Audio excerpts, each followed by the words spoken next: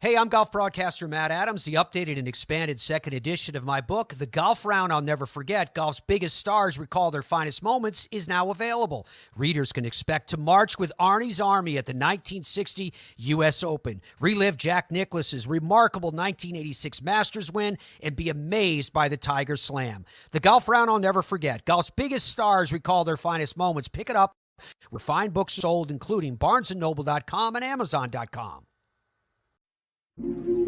Thrive Suite Productions. And welcome back to another edition of This Day in Sports History. It's January 29th, and in 1980, the Los Angeles Lakers and Cleveland Cavaliers played a marathon of a game.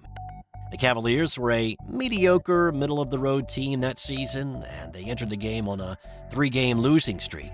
The Lakers, on the other hand, had won 8 of the last 9 coming in, and they featured a 20-year-old rookie named Magic Johnson. The Lakers erased an 11-point Cavalier halftime lead with a resurgent third quarter, and they led by 3 going to the fourth. The Cavaliers put together enough to send the game to overtime, tied at 114.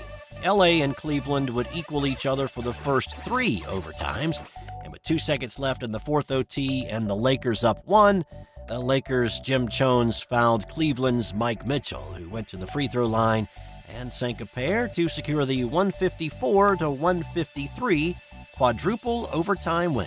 Legendary radio broadcaster Joe Tate said it was the greatest game he ever called in his 41-year career as the Cavs play-by-play man. Lakers head coach Paul Westhead was obviously not happy to have played 68 minutes and get nothing for it. His big memory of that game, though, was not what happened on the court, but what happened off of it, saying, "I remember there were so many timeouts that we ran out of things to say in the huddle." Interestingly enough, despite this being a high-scoring game, even with the extended time, there was not a single three-pointer made and only 1 attempted. Of course, this was the first year that the league had added the three-point arc to the court, and adoption was a little bit slow. The win wasn't a spark for the Cavs, however. They went on to lose 4 straight after this one and finish 8th in the Eastern Conference and out of the playoffs. The Lakers did not let the loss bother them for very long, and they went on to win their 7th NBA title a few months later. Also on this day, it was a banner day for Halls of Fame. In 1936, the first Baseball Hall of Fame elections were made, and they included Ty Cobb, Babe Ruth, Christy Mathewson, Honus Wagner, and Walter Johnson. And in 1963, the first class of NFL Hall of Famers were elected, with Red Grange, Jim Thorpe, and George Halas among those selected for induction. And in 1995, Deion Sanders played in Super Bowl 29 with the San Francisco 49ers, becoming the first and only person to play in both a Super Bowl and a World Series. He played for the Atlanta Braves in the 1992 World Series. That's all for today.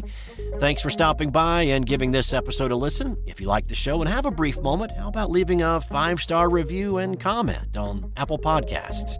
That would be greatly appreciated. Check out the show notes for other ways to help the show. Have a great rest of your day, and I'll be back tomorrow with another This Day in Sports History. Hey there, sports history fan. This is Arnie Chapman, a.k.a. the Football History Dude, and I hope that you enjoyed this recent episode presented by the Sports History Network and were able to learn some good old-fashioned sports history knowledge nuggets.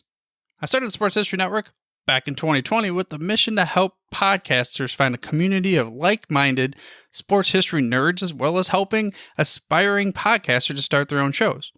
We have a little bit over 30 shows on the network right now covering all sorts of sports history, but as far as I'm concerned, we're just at the toothpick in the ocean moment, that can't even figure it out because there's so much more coming.